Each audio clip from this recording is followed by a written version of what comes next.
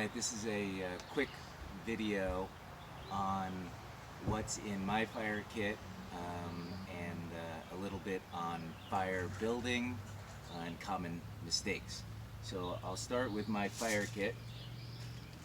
I have a fire kit that weighs somewhere between 5 and 6 ounces total. So it's pretty light, pretty compact.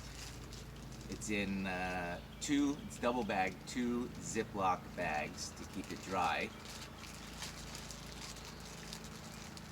I'll just separate it.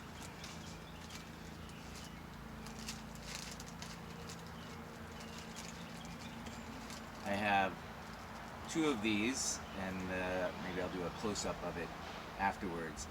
These are Ignito fire starters. They cost like 50 cents each. They come in a box of 10 from Walmart. Here's the box. And what I like about them is that they catch very easily, and they last for 15 minutes or so. You can light the outside the plastic with a lighter, and it's better than cotton balls and Vaseline or anything else you can have. You can start it with a striker. So you rip open the plastic and just start it directly, which maybe I'll show afterwards. And they're extremely lightweight, and they're foolproof. So I got 2 of those. I have my folded up tin foil in case it's raining out. I can put it down so that I've got a dry base, and I can even kind of cover it up a little bit so it's a little drier while I try to start the fire. I've got a triple torch lighter, which is about the best kind of lighter you can use. I also have 1 or 2 backup lighters in my chest rig and in the pack itself. If the lighters all break, I've got a pack of waterproof matches. And if it's so windy and so rainy that the matches don't work, the lighter doesn't work, I have a lightweight striker, magnesium striker, that has the magnesium stick and the striker attached. I'll show you that in a bit. I've got 2 pieces of fat wood in case things are wet. This will kind of help things get going. And then I just have a small little tea candle, which I can use the wax if I need to, or I can use the candle itself. So that's everything that's in there. So to go over fire building, it's a high temperature chemical reaction between 3 things. You've got the fuel, which in our case is wood. You've got oxygen, which in our case is the air.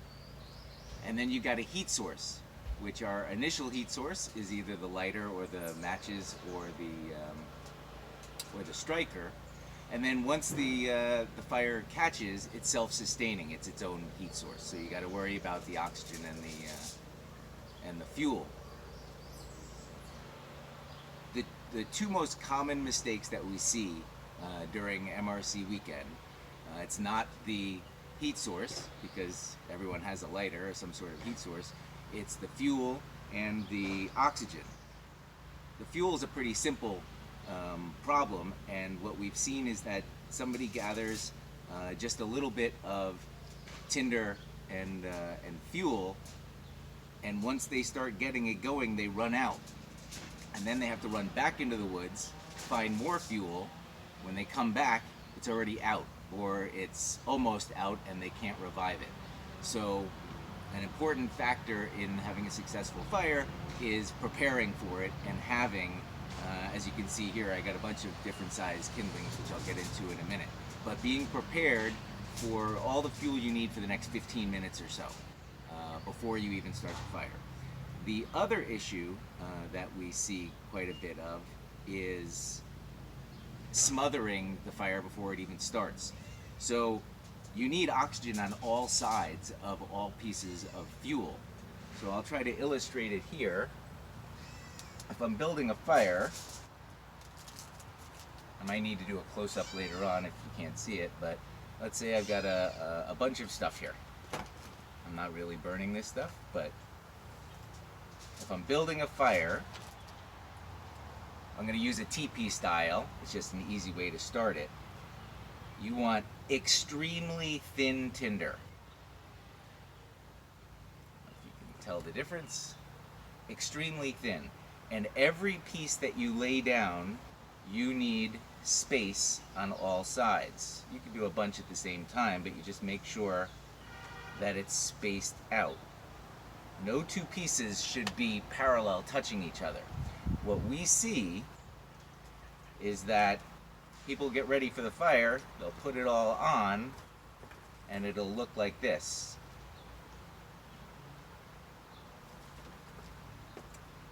That, it could work, but you're at a disadvantage because no air can get in between.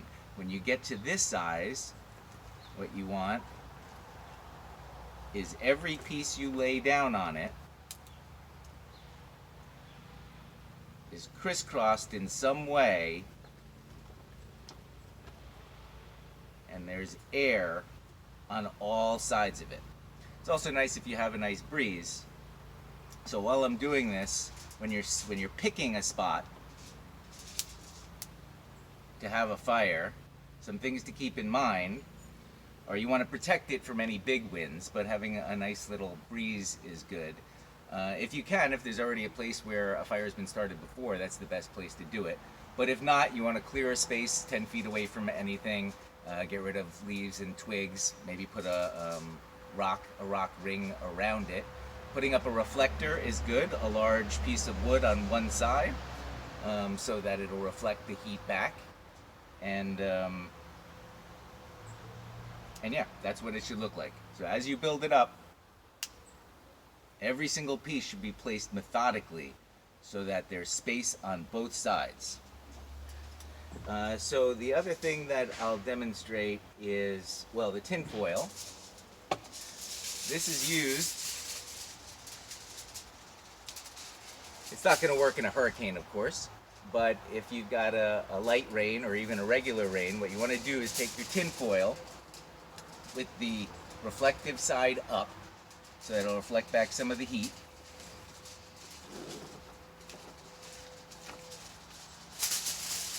And you put it down, and then you want to take the top part and sort of scrunch it up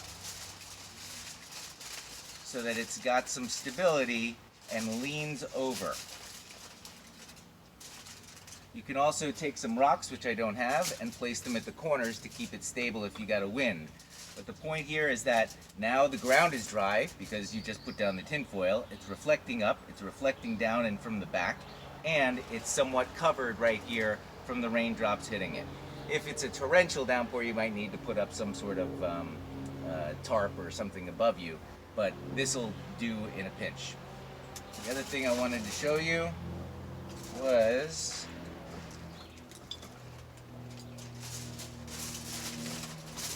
striker.